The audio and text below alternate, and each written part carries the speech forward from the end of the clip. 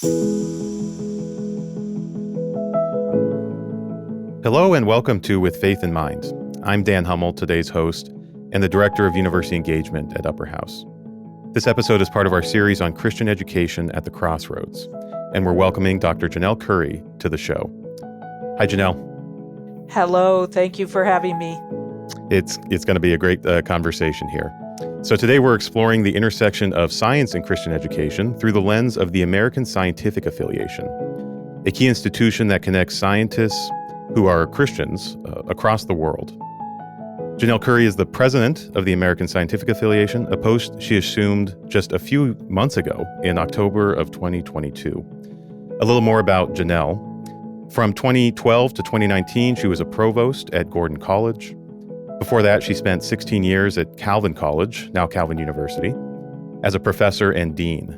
She finished her time as the Biker Chair in Christian Perspectives on Political, Social, and Economic Thought. That's a lot of thought, by the way. That's a very broad mandate you had. The title was way too long. And finally, Janel runs her own consulting firm, helping higher education institutions restructure and professionally develop. And actually, that's not finally. There's one more detail that Janel told me right before we started recording, and that is she's actually spent time in international or non-American institutions of higher education, including Foreman Christian College in Pakistan and a couple schools in Hong Kong. So very experienced in the higher education space, not just in the U.S. So Janel, really excited to get to talking about the American Scientific Affiliation. We'll call that the ASA from now on, since it's a mouthful. And but first, I wanted to just ask you a personal question. When I Google your name, under it, it says you're a geographer. That's sort of Yes. the way Google identifies who you are. So I wondered just if you had a story about why you became a geographer. What drew you to that particular field? Oh, I would say, well, as we say with geographers, you're born a geographer. You don't become a geographer. It chooses you. So I would say I was somebody who always loved both social science and natural science. And so I always had a struggle trying to decide which direction to go. So actually, as an undergrad, I was a political science major and still wanting to have more natural science, but I couldn't fit it in. So I did a term of service with the Mennonite Central Committee in southern Louisiana, working for a Native American tribe. And I ended up meeting some geographers who were there doing research, and that it's like, this is what I want to do. So then from there, I went to grad school at the University of Minnesota, and it was like from day one, it felt like this is such a good fit because I can do science and I can do social science. It's about how people actually live their lives in a kind of concrete context that really drew me. So I call it on the ground. What is life like on the ground? Yeah, that's very interesting. It's an interesting field that has a lot of interdisciplinary relevance. A lot of other disciplines, I think, find what geographers do interesting. The one, I'm a historian by training, so I don't have as much experience with geography, but there is a famous, in the sort of Christian academic world here at UW, there's a famous geographer, John Alexander, who was actually the chair of the geography department, that I ended up actually leaving that post to lead InterVarsity Christian Fellowship. But that's right. He's always given me a warm spot for the geography department here, and UW it has a quite reputation for environmental science and related fields, and so geography is always in the mix there here on our campus too. Well, and I would say University of Wisconsin also has had good urban planning, which is tied to geography, and also rural sociology. So in many ways, it's been one of those institutions that has had that strong collection. Excellent. Well, from a U of M grad, I will take that compliment and run with it. Okay. Well, thanks for sharing about that love of geography you've developed. Okay, I want to turn to the ASA, and it's a really interesting organization. And I wondered if you could just lay out for our audience what the ASA does, particularly what are its initiatives, services, and activities, and maybe even just start. How do you introduce it to someone who hasn't heard about it before. Yeah, I say the ASA is a professional society of Christians who are in the social and natural sciences. So it's equivalent to a lot of other professional societies. So it's a membership organization. And our goal is to serve our members in their growth, in their understanding of faith and science, and also professionally and as scholars, and to create a fellowship for those people as well. So from its beginning, it's really had those emphases: professional society for the development of the integration of faith and science, and serving its members. So it's really the members that we want to see grow in order to serve the church and science and society. That's excellent. That's a good overview. Who is a member of it? Like, how would you describe? I don't know what the key sort of demographic markers would be, but what are the scope of the different disciplines and otherwise? I think that's what makes it different than a lot of professional associations, in that it's pretty broad. So you have to have a bachelor's degree at a minimum in an area that is a social or natural science. Or there's some of the humanities that are included when you have philosophers of science, historians of science, theologians who are interested in these questions. So, but in terms of discipline, it goes everything from nursing and doctors to physicists and astrophysicists. So it's pretty broad within that larger umbrella. There are some that are larger than others at different times in its history, but all of those people are welcome.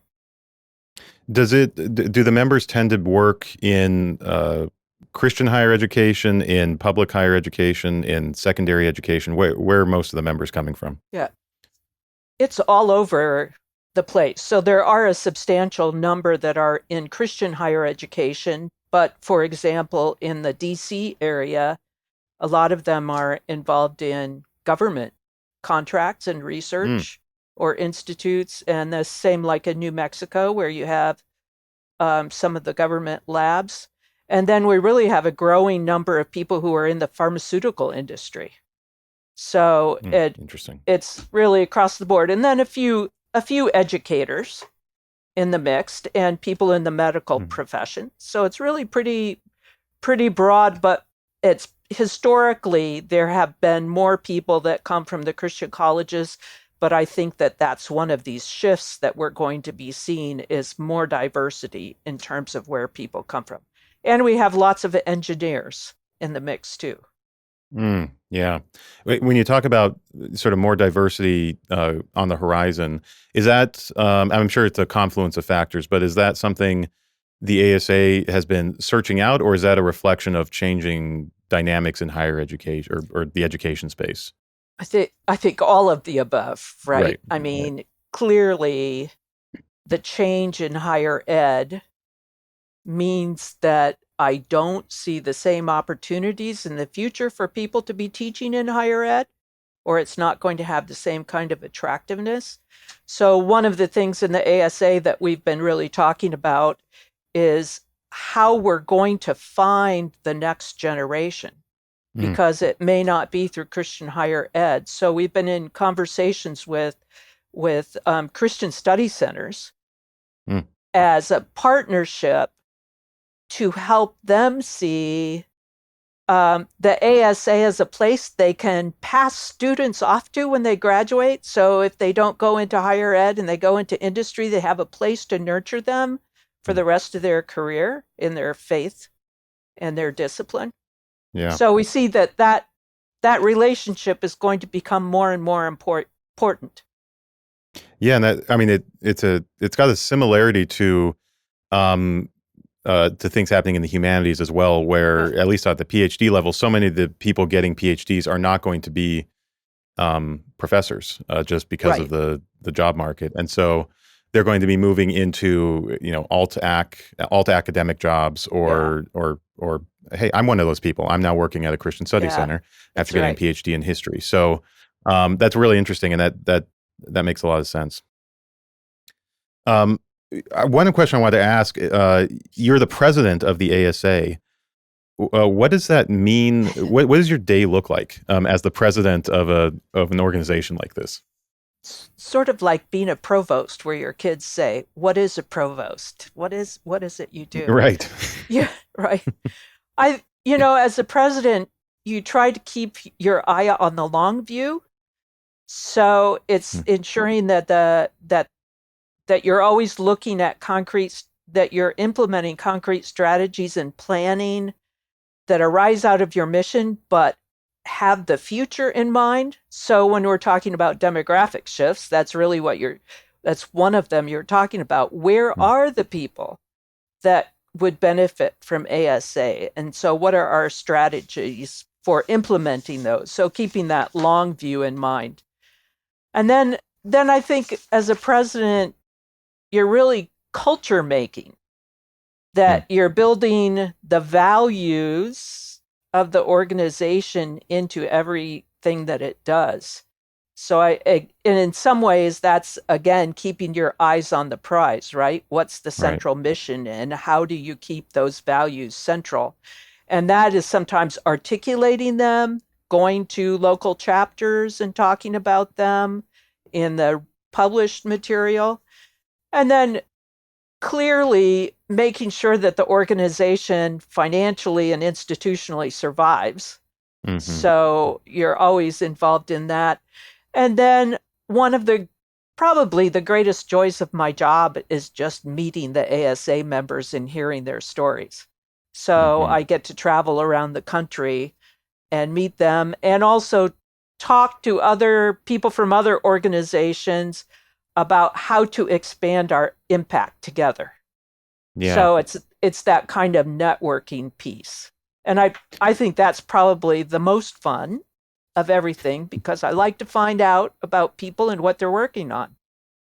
Is there a particular part of the country or the world that you travel the most in this job as president, or is it pretty equally distributed across the different regions?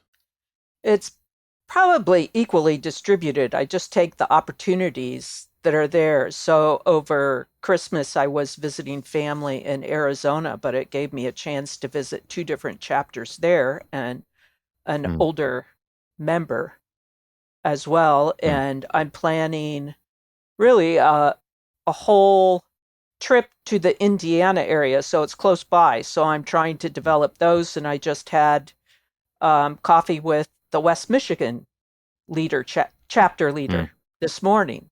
So it's all over the place. And of course, with email, you can do that. And like I've given a talk to the Red River chapter, because of virtual nature of what we can do. I can also drop in on chapters that are around the country. Right. Yep, that's a big difference than even maybe 5 or 10 years ago for presidents of these types of organizations. Yeah. Well, speaking of a major technological change, I did want to get into the history of the ASA and go back to just understand where it came from, why it was founded, and how it's developed. So, again, putting on your sort of assuming you're talking to someone who doesn't know a lot about the ASA, but asks sort of where did it come from? How do you tell that story?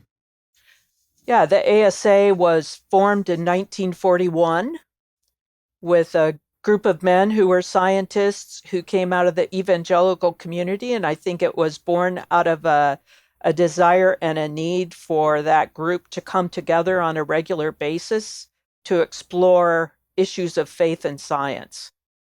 And so it, just started out of an informal meeting and then became an organization. And early on, it established the tradition of an annual meeting where people give papers and publications. And that really has continued, and local chapters. So those have been the important components of the ASA through the whole history. And really the mission has not changed over time, but it's maintained that, COVID has opened up a whole new world, Mm. because now we've done online annual events, we have virtual events, we have online discussion groups, and all kinds of opportunities for people. When you talk about that earliest generation, I know a little about this history. I don't know nearly as much as you, but my sense is most of the people who would have founded the ASA were academic types, bookish types, and you've talked about how the membership now is really diverse, even in the types of industries it's in. Has that been like how early on in the ASA did it branch out from sort of these more sort of philosophical or theoretical questions of faith and science into broader topics that might include others, not just professors? Yeah, I think it's always been pretty broad, and maybe it came out of a Christian desire to serve. So one of the Mm. founders was an engineer and also Oh, interesting. use, Okay. Yeah. yeah, and as you read through the newsletters over all of those years, there's a strong mission interest. So it always had a lot of people who were in missions. Mm. And also, how one of the phrases in the newsletter, one of the categories early on was what ASAers are doing, or how to start something. So it's about how to start movements, interest in the environment, interest in the issue of nuclear war, interest in discussing war in general. So it's Mm. always had that kind of applied technology as well as the very theoretical. In Right. and which is, if you went to an annual meeting, you would find different sections or different topics, so people migrate to what they're interested in. Right. Very interesting. Well, I think, just looking from the outside, one of the key roles the ASA plays is as a convener of scientists and Christian faculty. And I wonder if you could just give some general, thoughts, remarks, descriptions of what the tension points are between, or maybe, and this is just what the topics of conversation are, between scientists who are Christians. What do they talk about? You mentioned a few of the more historical ones, nuclear war, other things like that. Yeah. But what are the perennial issues that come up that people want to explore and talk about, even debate? I'm not exactly sure how heated it gets at an ASA meeting, but yeah, would just love to get a sense of that. Well, of course, origins has always been one Mm. that's been part of it. But right now, I would say one of the hot topics is artificial intelligence. And so Mm. we're having a workshop next summer with some members around artificial intelligence. And some of our members are speaking quite broadly on that topic. So I think it depends on those things. And then also, a lot of people coming next summer are giving papers on environment related topics. Mm. But on the other hand, we have the last meeting last summer, there were a lot of social justice Mhm. topics about how does science interact with issues of social justice, but then a wonderful talk about the the concept of emergence, of seeing the world not as divided into little pieces, but rather they come together in a way that is unique, that is more than the sum of their parts. So how do we take that scientific concept and understand it in the context of faith? Mm. Very interesting. Are there any other issues that come up on a regular basis? And one that I was just thinking of this before our conversation. I wondered if issues around like bioethics come up, Yeah, or issues around genetics. And when we talk about this, I'm just trying to understand how the ASA uh, functions. Are these sort of general conversations? Do you have like working groups that consistently explore some of these issues, or is it more sort of like a plenary type conversations? In the past, there have been, throughout its history, sometimes there'll be working groups around a topic. And right now I'm thinking about trying to find some funding that would just bring disciplinary groups together to talk about what is the cutting edge topic Mm. in our discipline. At right now, at this point, we don't have those what were they? They were called something. They were like working groups that were brought together. But it's a member association. So in some ways, it's the programming is driven by the members themselves because they Right. present the papers. The annual conference has a program committee, and the local chapters also develop their own programs. So it's more amorphous that what becomes a cutting edge topic rises out of those member interests. Yeah. And when we talk about cutting edge topics, I think there's a few ways I at least think about that. One is within the guild of scientists, there are, these issues that become very interesting, very pressing. People are thinking new things about them and offering their perspectives. And then there maybe is another way to think of cutting edge, which is thinking of the broader church world or just the Right. broader society. What are the issues that are bubbling up over and over again that need to be addressed by expertise? Yeah. On that second front, what are you seeing? What are the things that the church, if we want to say that, or even society more broadly, are looking to scientists to help, understand and think through? I think one that's clearly important is the issue of human sexuality. Mm-hmm. So at our meeting last summer, we had a presentation that was just trying to look at the science. What does the science tell us without withholding your judgments, right? What it doesn't say what should you do, but Mm-hmm. what does the science tell us? And that's about the culture of the ASA of trying to be honest about what it is we know and what we don't know, Mm-hmm. and being able to sit with that and talk about that without drawing a judgment or leaping to a theological decision on what everybody should do. Mm. So it was a good meeting for starting that conversation, and then we've had more conversations about that as part of our Diving Deeper online program, where we discuss an article on a topic, and there was an article on related to human sexuality, and there's been an ongoing discussion around it. Yeah, I imagine that's a hot topic Yep. for a lot of different reasons, including the Yep. investment of the scientists themselves. I'm sure there's a sense that everyone has a stake in that discussion. I Well, guess is what I'm trying to say. and of course, people at the meeting, it touches their own lives, Exactly. Yeah. right? Their Yeah. own families. So I Yeah. guess the culture of the ASA should be one where we can talk about that and also talk about how it touches your own family, Yeah. and be able to sit with that and say, and I don't know. Right. I don't know what to do. Right. And get prayer Hmm. for that. Yeah.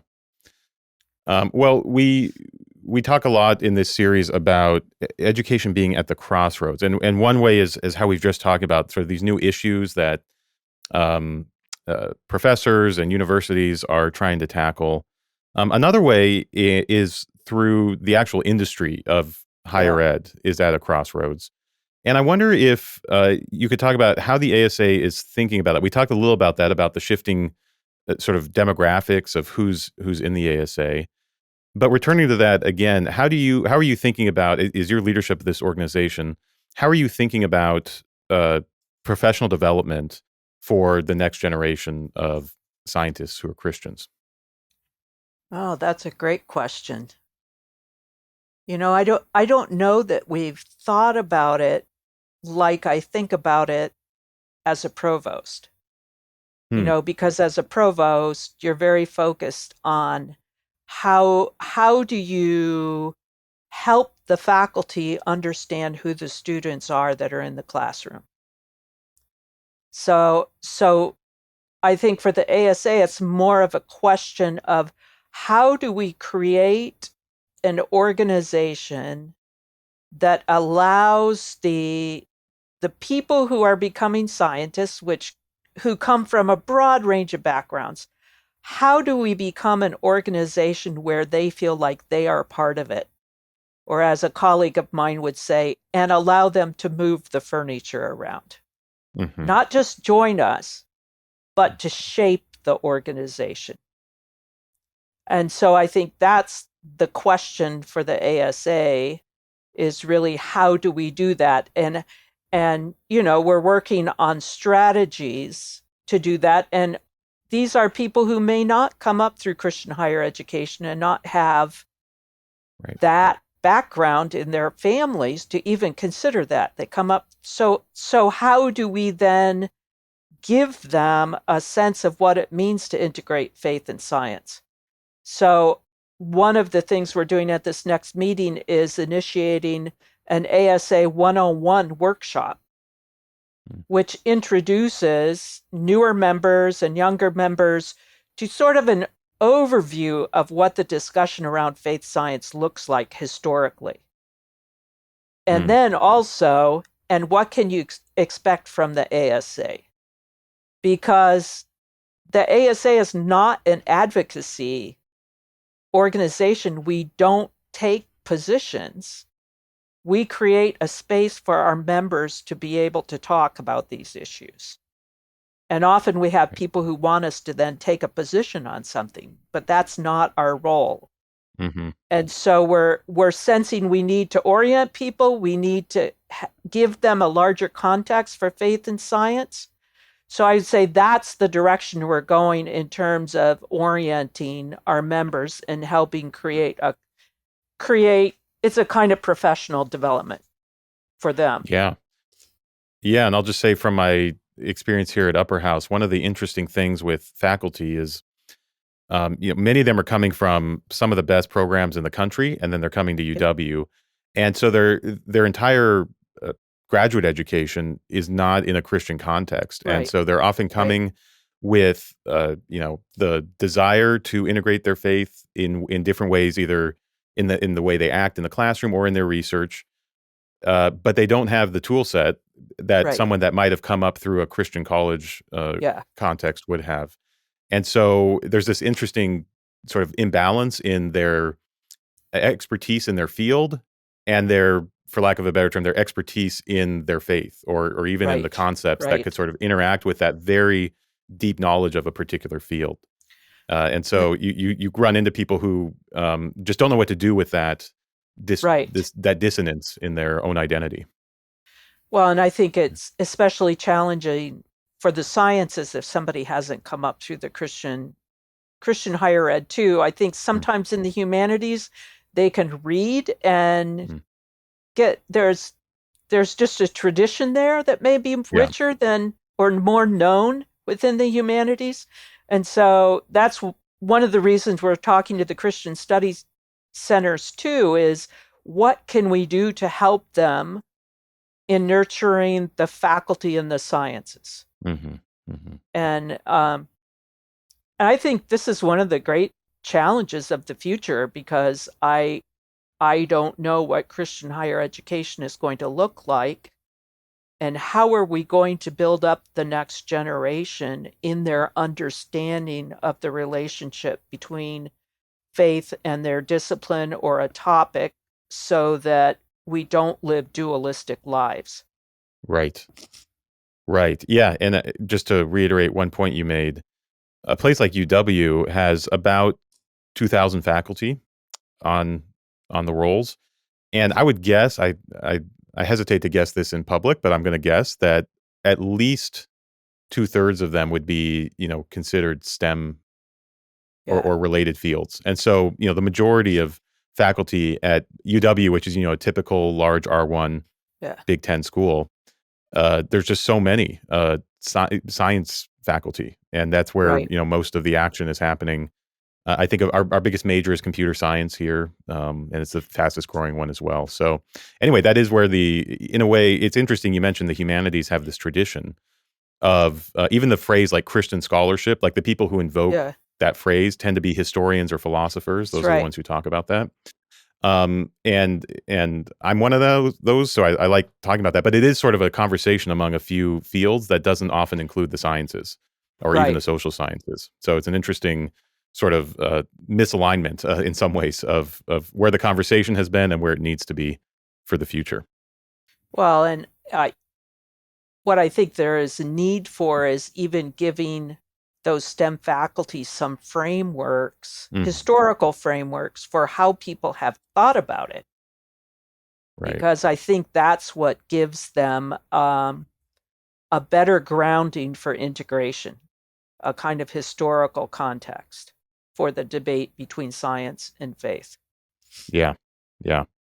Okay, I have just two more questions. One of them is you mentioned we mentioned at the top that you have some experience with international Christian higher education, and I wondered if you just wanted to reflect on what are you seeing that's different in other places than the U.S. when it comes to these conversations around scientists and faith and science. Are you seeing the same sort of issues and stresses on education, or are you seeing something different in Pakistan and Hong Kong and elsewhere? Yeah.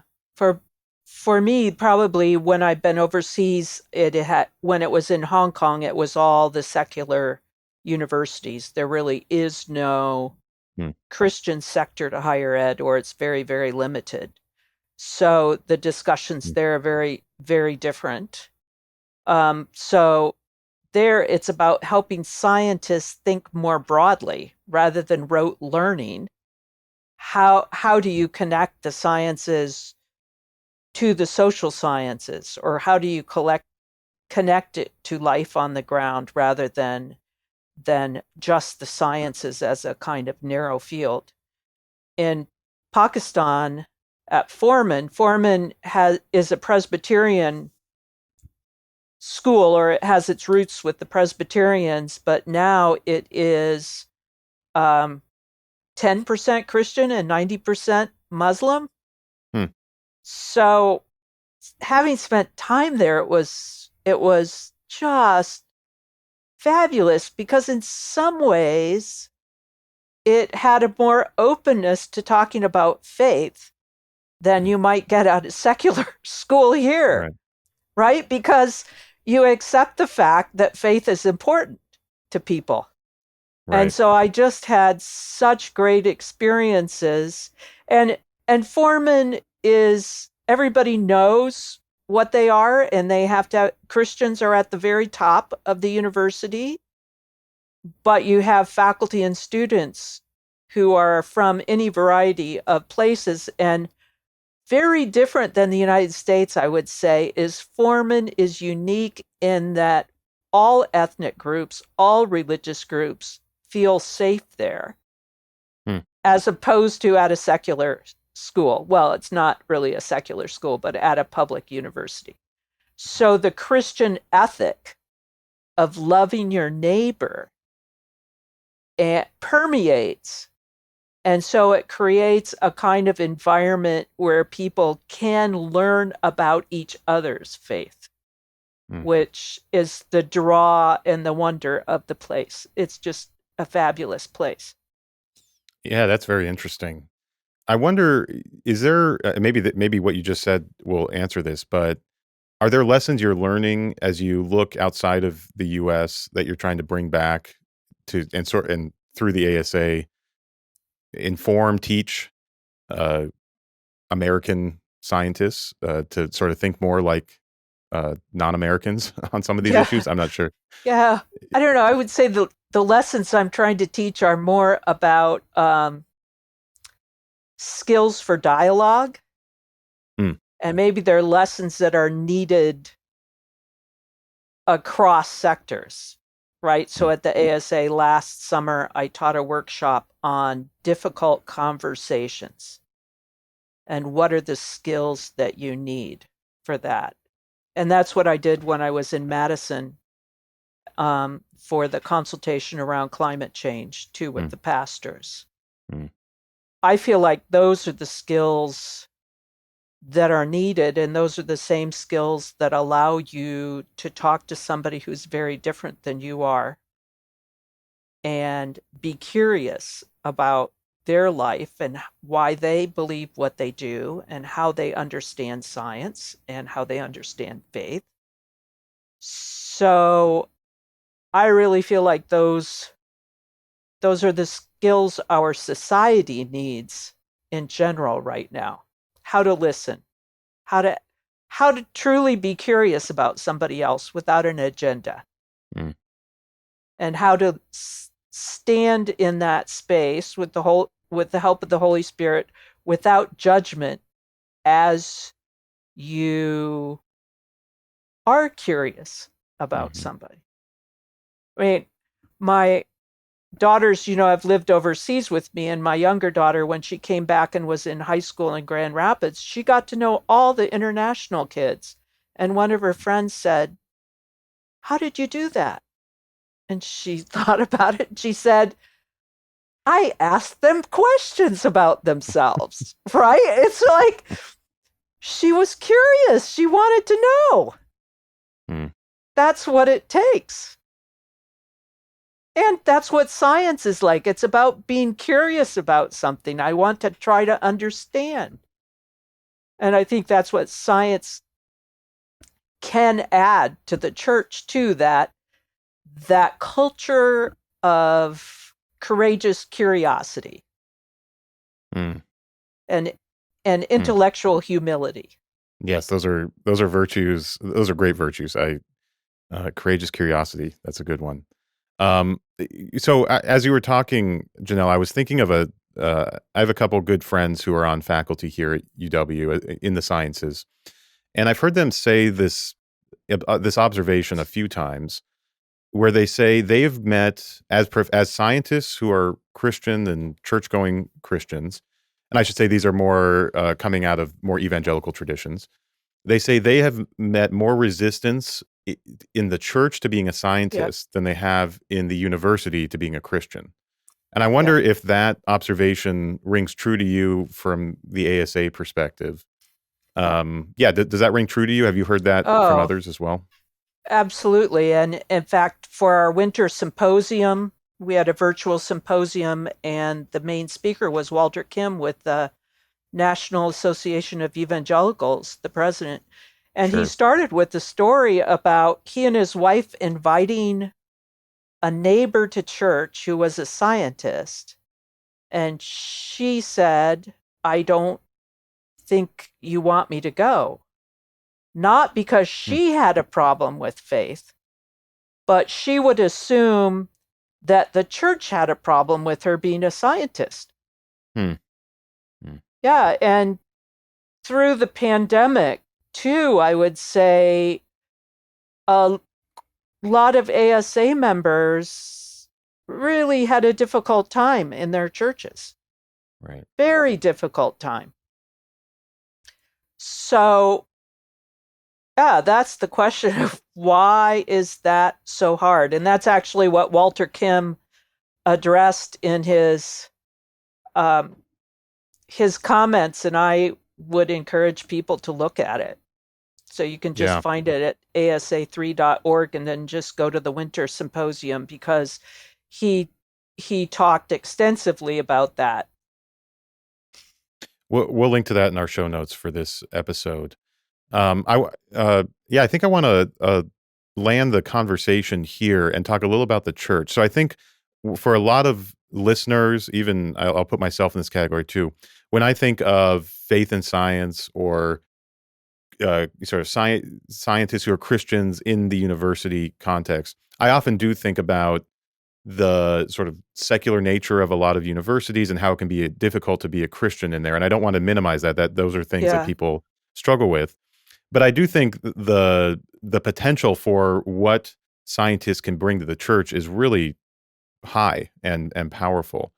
And so, Janelle, just as you think about what the ASA could do if the world were if you could control everything and the ASA could sort of fulfill its mission to 100%. And what is your vision for how ASA members shape the church and sort of you talked a bit about these sort of civic virtues or these ways of dialoguing. I think that's Yeah. probably a big part of it. But what other things are you hopeful for with improved relations between the church and science?